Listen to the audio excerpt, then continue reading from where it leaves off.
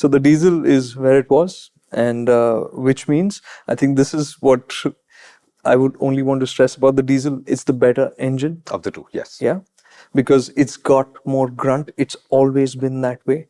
So if you want a better all-rounder Altroz, that's the diesel.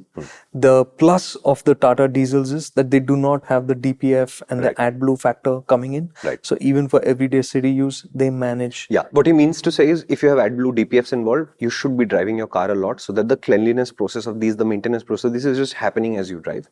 If you drive around the city a lot and your trips are short, then that doesn't happen and that's additional workload. And if you don't do it, then the damage is quite significant. Correct. Since these Tata small diesels don't have this complication, if you don't drive a lot but still want to have a diesel for whatever reason, it makes no sense monetarily anymore. But if you still want to, this is the kind of engine that you get. Correct. So the diesel, it's the stronger pick. It's familiar in the sense that its refinement wasn't great earlier. It's not great now either. When you start it up, there's a very obvious diesel rumble and you can feel the thrum in the cabin. It's not particularly smooth or peppy. Under boost like when the turbo comes on, that's about just above 2000 RPM.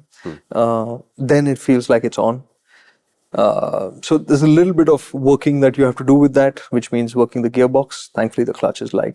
The gear shifts could have been awesome because, you know, somewhere in Tata, there is somebody who loves driving and you can see that in small things.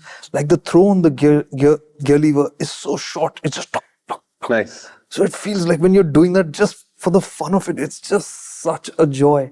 But the shift itself is a bit loose, right? So on the highway, the way you can get from 100 to whatever when the need be with the diesel is just awesome.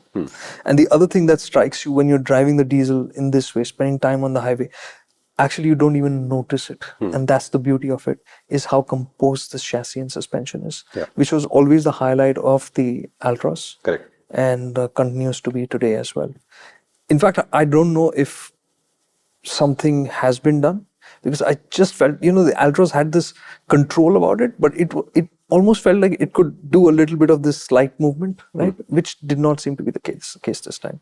So it was a very enjoyable experience on that front. I took it again on those B roads, Right.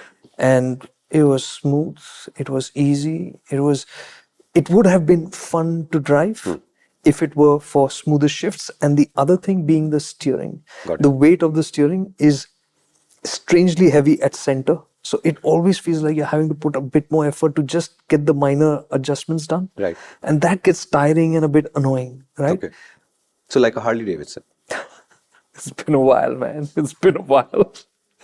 So and that was the thing that took away from the Altroz. It seems like a small thing, but you know, you don't realize when you're sitting and just even tracking straight, you're constantly making minor corrections, which you don't think about. In this car, I did, because I was like, Because the effort level is reached that critical threshold, as it were. Correct. Yeah. Okay. So that was the thing. With the diesel, fuel efficiency, of course, was great in whatever time we spent with it. I'll put up the image, but I think it was in the region of 18-20 kmpl, which was a mix of narrow roads, highways, whatever, you know, that kinds.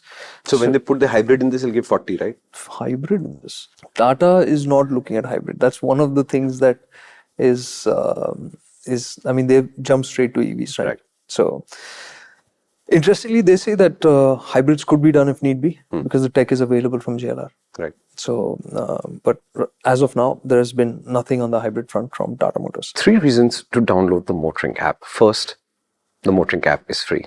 Second, signing up on the MotorInc app is free. And on the MotorInc app, Disconnect Season 3 is also free.